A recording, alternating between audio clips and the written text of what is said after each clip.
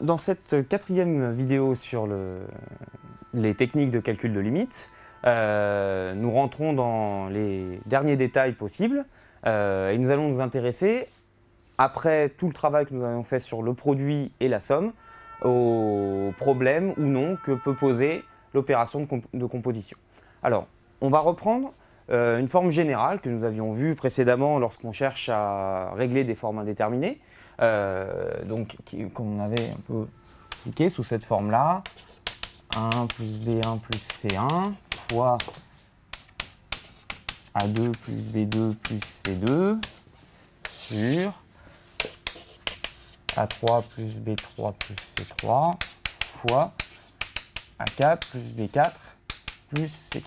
Et nous avions vu que pour régler des formes indéterminées sur ce genre de formes les plus classiques à obtenir, il fallait sur chacune des sommes que nous avions ici repérer le terme prépondérant. Nous avons vu comment effectuer cette opération précédemment, factoriser par lui et obtenir, mettons que j'aurais obtenu ceci comme terme prépondérant, chacun des termes que j'ai encadrés. Nous pourrions du coup réécrire tout ceci sous la forme B1 fois C2 sur A3 fois A4 fois. Ici, nous aurions en premier le résultat de la factorisation par B1 là-dedans, qui donnerait 1 plus quelque chose. Là, le résultat de la factorisation par C2 plus quelque chose. À chaque fois, le 1 vient du terme par lequel on a factorisé. Ici, 1 plus quelque chose et enfin 1 plus quelque chose. Où à chaque fois, le fait d'avoir sélectionné le bon terme, le terme prépondérant le plus important de la somme, fait que ce qu'on va retrouver ici, je vais en expliciter une, par exemple ici, une qui serait A1 sur B1 et C1 sur B1.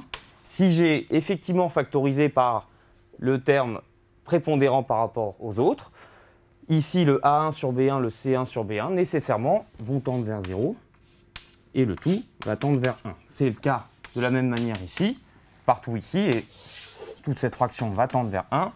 Il nous restera enfin à simplifier éventuellement, s'il y a des choses qui se simplifient, le produit plus simple qui est apparu devant, puis utiliser les principes du règlement des formes indéterminées en produit avec les croissances comparées pour pouvoir obtenir la limite finale.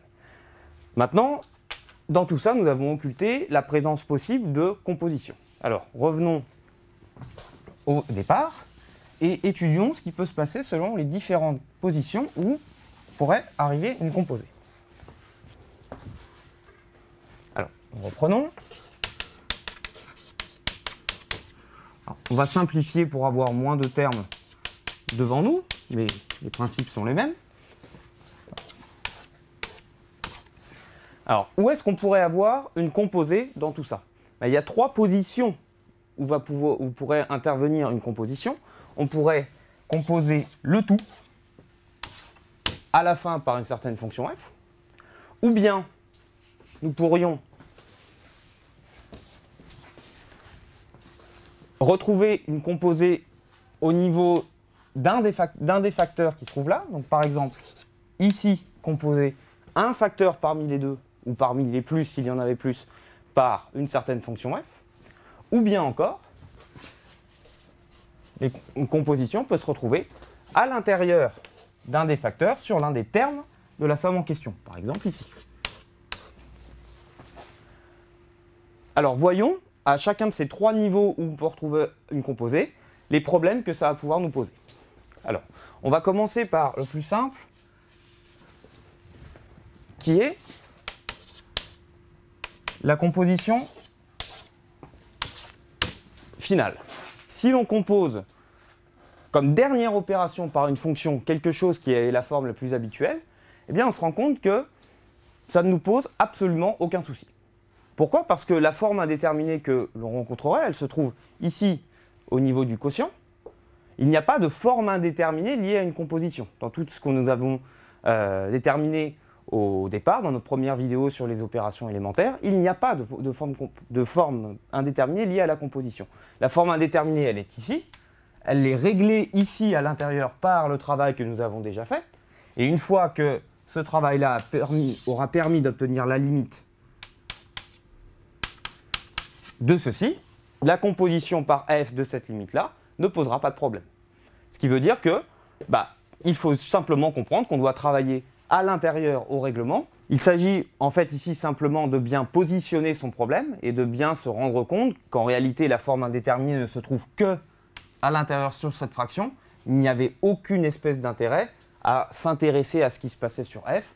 On peut donc prendre simplement cette fraction au milieu, régler la forme indéterminée et après, le problème final de la composition par f se règle sans souci. Alors, voyons maintenant ce qui se passe lorsque le f se trouve plus à l'intérieur de la fraction en question, puisque maintenant, là, ça va poser plus de soucis, puisqu'il va rentrer à l'intérieur de l'endroit où se trouve la forme indéterminée, et on ne va pas plus pouvoir conclure de manière aussi simple.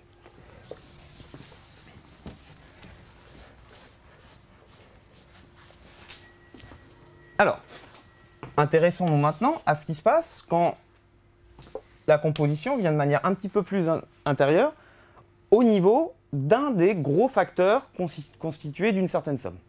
Donc, ce qui se passe, un facteur comme celui qui se trouve au dénominateur sur lequel il n'y aurait pas de composé final ne nous pose pas de souci. On va donc s'intéresser à voir comment faire pour obtenir la forme dedans. Eh bien, ce genre de choses-là ne nous posera pas de problème particulier. Il faut simplement que la fonction f ait ait des propriétés naturelles qui vont permettre de transformer. Sous-entendu, ce que je veux dire par là, c'est qu'il n'y a aucune possibilité de toute manière de régler le problème de la composition.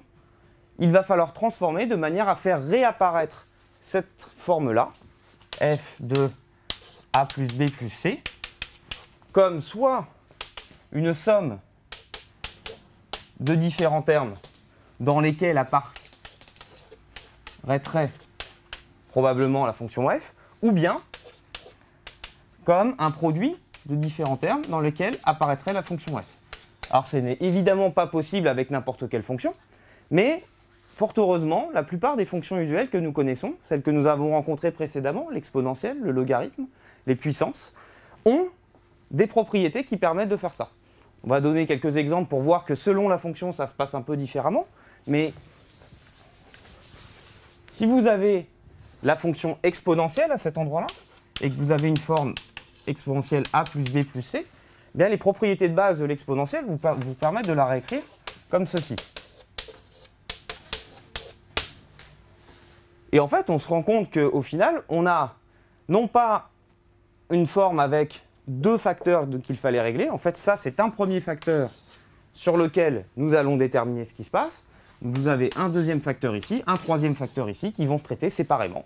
Et donc, finalement, ceci correspondrait à l'un des facteurs, ceci fois un deuxième, ceci un troisième, sur le dernier qu'on a là. Et nous pouvons continuer en appliquant les techniques vues précédemment pour régler les problèmes d'indétermination sur des produits.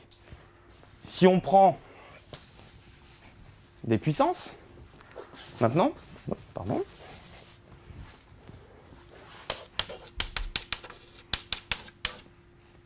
à une certaine puissance alpha. Donc la composition de la fonction f, c'est la fonction qui a x associe x puissance alpha. Que se passe-t-il ici? Alors cette fois-ci, pas de propriété qui permet de transformer une somme en une somme ou en un produit directement. Mais on a une propriété fondamentale au niveau des puissances, c'est que si vous avez un produit de deux nombres à une certaine puissance alpha, vous allez retrouver séparément le produit de 2. Donc ce qu'on va faire tout bêtement, il faut faire apparaître un produit à l'intérieur de manière à séparer sur la puissance alpha. Et bien on va faire ce qu'on avait fait précédemment, on va rechercher notre terme prépondérant entre A, B et C. Si il se trouve que le terme prépondérant est B, eh ben on va retrouver la forme suivante, où nous aurons à l'intérieur de la puissance alpha, il faut y faire bien attention, mais nous aurons ceci, 1 plus A sur B plus C sur B, le tout à la puissance alpha, et maintenant, le principe précédent sur la manipulation des puissances s'applique pour permettre d'écrire B puissance alpha fois 1 plus A sur B plus C sur B à la puissance alpha. Nous avions vu que si la recherche de termes prépondérants a été faite correctement, l'intérieur qui se trouve ici doit tendre vers 1. Ces deux quotients-là devant tendre vers 0 parce que le B a été choisi de manière à être beaucoup plus grand que le A et le C, et donc à faire tendre ces fractions ici vers 0. Eh bien, comme on peut maintenant appliquer la composition de limites pour dire que ceci tendant vers 1, le tout à la puissance alpha tendra toujours vers 1. Donc, si on le écrire un petit peu plus proprement, nous obtenons donc que ceci va s'écrire B à la puissance alpha fois 1 plus quelque chose qui suive à la puissance alpha, avec ceci à l'intérieur qui tend vers 1, et ensuite, en remettant la puissance alpha, ceci tend encore vers 1. Nous aurons donc face à nous le terme prépondérant B puissance alpha qui est bien sorti et qui va aller avec les autres termes prépondérants qui sortiraient des autres facteurs, déterminer la limite finale, et cette partie-là tendant vers 1 qui ne pose plus aucun problème pour notre calcul de limite. Voyons finalement ce qui peut se passer avec un logarithme, en notant qu'en ayant vu la puissance alpha, nous avons vu des puissances comme 1, 2, 3, 4, mais aussi la racine carrée, qui est une puissance 1,5, la fraction, qui est une puissance moins 1, beaucoup d'autres fonctions qui seraient écrites sous cette forme-là. Terminons donc avec le cas du logarithme, où nous aurions cette fois-ci donc une forme log de a plus b plus c. De nouveau, comme pour la puissance, on ne peut pas transformer le logarithme d'une somme. Nous n'avons pas d'opération qui permette de transformer ça directement. Mais nous avons également une égalité caractéristique du logarithme qui va permettre quand même de faire quelque chose. C'est le logarithme, comme pour une puissance, d'un produit qu'on va pouvoir transformer. Mais ça ne donne cette fois-ci pas le produit, mais la somme des logarithmes. Pour effectuer ça, donc, nous allons, comme avant, transformer ceci de manière à faire apparaître un produit. Pour ceci, on va factoriser par le terme prépondérant.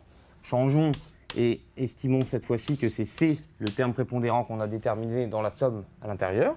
Et nous obtiendrions le log de C 1 plus A sur C plus B sur C, qui serait écrit log de C plus log de 1 plus A sur C plus B sur C.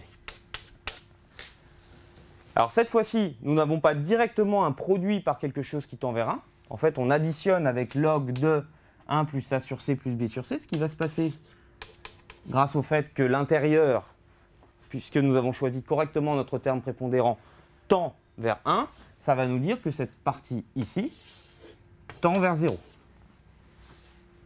Au prix de savoir que cette partie-là, elle ne tend pas vers 0, nous pourrions alors en conclure que, forcément, ce terme-là est prépondérant par rapport à celui-ci, et appliquer notre recherche de termes prépondérants sur la nouvelle somme ici, et conclure en refactorisant par ce terme prépondérant log de C.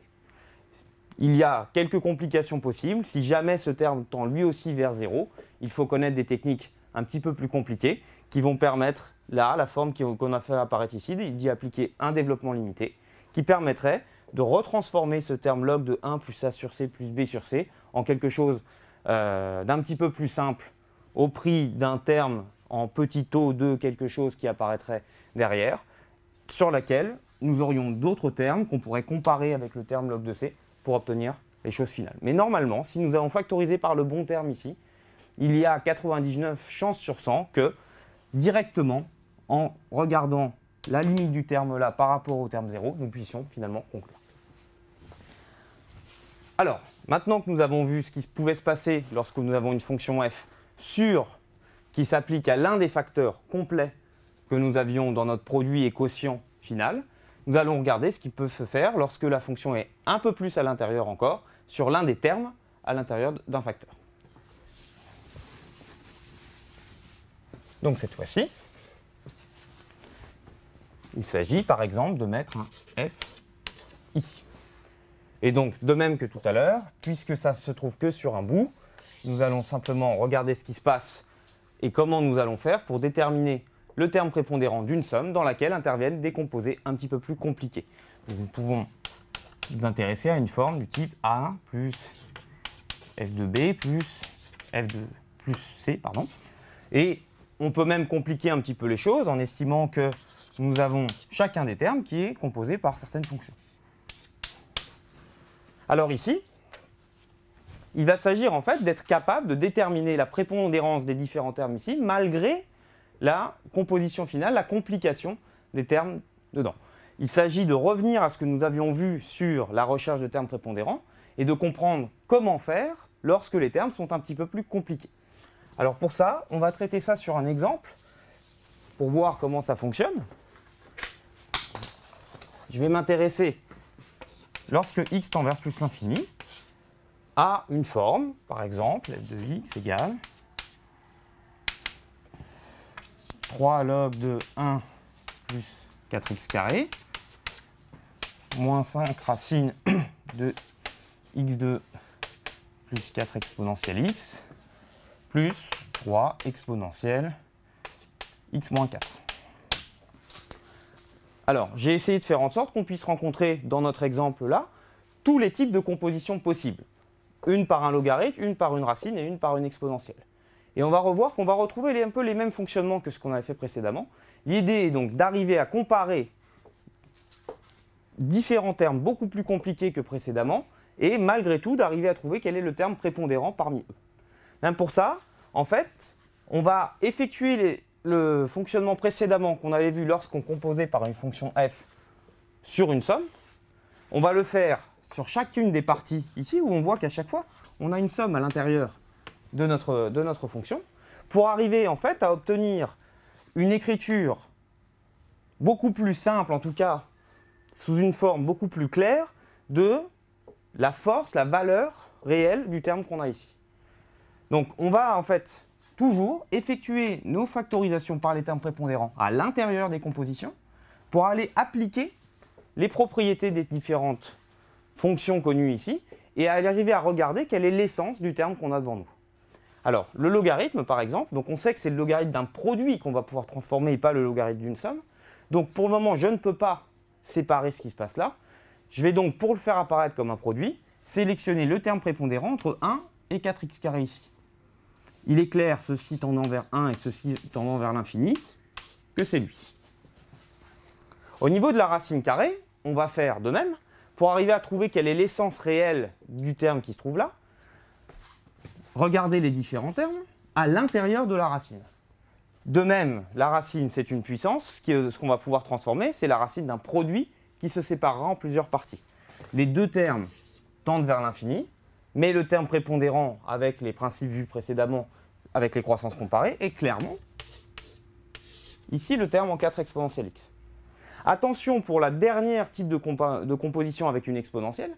Cette fois-ci, l'exponentielle d'une somme se transforme directement comme un produit d'exponentielle. Donc là, je n'ai pas à effectuer d'opération à l'intérieur, je vais simplement séparer immédiatement cette exponentielle en plusieurs parties. Alors, ça va me donner, en effectuant les transformations en question, les choses suivantes. 3 log de 4x2, 1 plus 1 sur 4x2, moins 5 racine de 4 exponentielle x, 1 plus x2 sur 4 exponentielle x, plus 3 exponentielle x, exponentielle moins 4.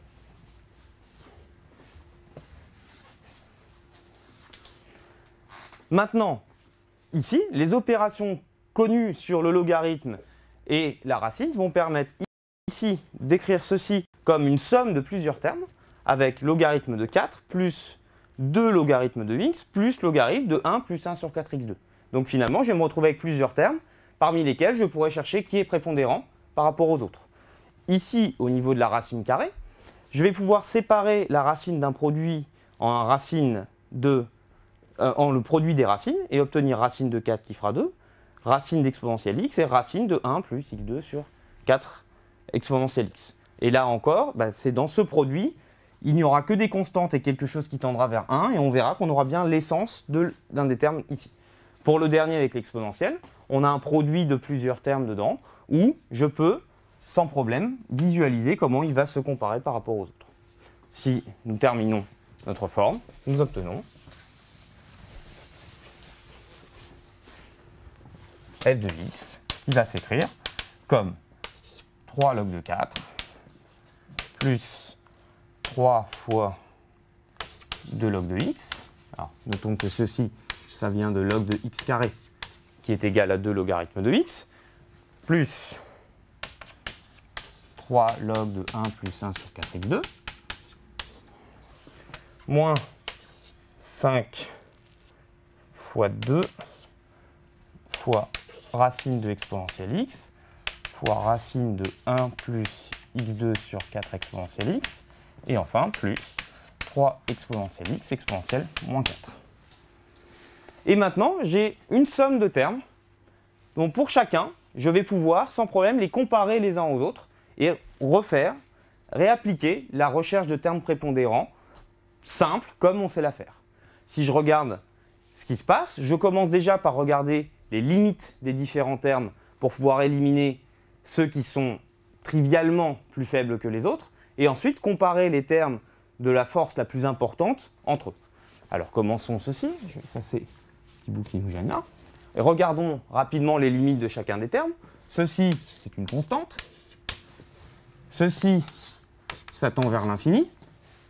Et je me rends compte du coup, puisque j'ai déjà un terme qui tend vers l'infini, que tout ce qui sera constant, qui tendra vers 0, ne risque pas. Alors, je le barre. Attention, ça veut simplement dire que je l'élimine de ma recherche de termes prépondérants. Il est toujours là, le terme en question. Ici, j'ai un terme qui tend vers 0, si on fait bien attention à ce qui se passe. On a fait en sorte que l'intérieur tende vers 1 ici. Ça veut dire qu'en composant par le logarithme, ça tend vers 0. Donc ce terme-là, de même, il est immédiatement négligeable devant celui-ci, qui reste mon seul candidat pour le moment. Le terme qui se trouve là, j'ai une constante, quelque chose ici qui tend vers 1, et la racine d'exponentielle x qui tend vers l'infini, j'ai donc quelque chose de fort qui tend vers moins l'infini. Il y aura donc discussion par rapport à celui qui se trouvait là, et le dernier, avec deux constantes et l'exponentielle vers l'infini, qui tend vers plus l'infini. On se retrouve donc avec une discussion sur les trois termes qui se trouvent là. Alors maintenant, essayons de comprendre ce que ça donne. Eh bien, ici, nous avons un terme d'une constante fois log, et là, nous avons des constantes. Notons que cette partie qui a l'air compliquée, elle ne tendant vers 1, elle est de la même force que s'il y avait 1, et il me reste en réalité à comparer le racine d'exponentielle x avec le log de x ici, et encore pour le dernier avec le exponentielle x qui va se trouver là. Entre log de x et la racine de exponentielle x, je me rends compte que les principes vus précédemment sur les croissances comparées ne s'appliquent pas directement à cause de la racine qui se trouve là. Je vais donc faire ce que j'avais vu précédemment. Nous l'avions vu avec cette fois-ci des fractions, nous avions mis au même dénominateur. Je vais mettre les deux termes sous la même forme. Regardons ça. Je prends racine exponentielle x et je prends log de x. Pour les mettre sous la même forme, là j'ai une racine, je vais imposer le fait de mettre une racine ici, en le réécrivant, racine, tout simplement de log de x au carré. Et via cette petite transformation, je me rends compte qu'il s'agit en réalité de comparer log de x au carré et exponentielle x, et là, j'ai bien les croissances comparées qui s'appliquent pour m'apprendre que ce terme-là est largement prépondérant devant celui-ci. Je peux donc éliminer de ma recherche la partie là-haut. Il me reste pour finir à comparer la racine d'exponentielle x avec exponentielle x qui se trouve là. Sur le même principe, je vais les mettre sous la même forme et imposer une racine ici pour voir ce qui se passe. Alors, cette fois-ci, il faut la comparer donc avec exponentielle x. Si je le réécris, eh bien c'est la racine de exponentielle x au carré. Mais exponentielle x au carré, ça fait exponentielle 2x. Il s'agit de comparer exponentielle x avec exponentielle 2x.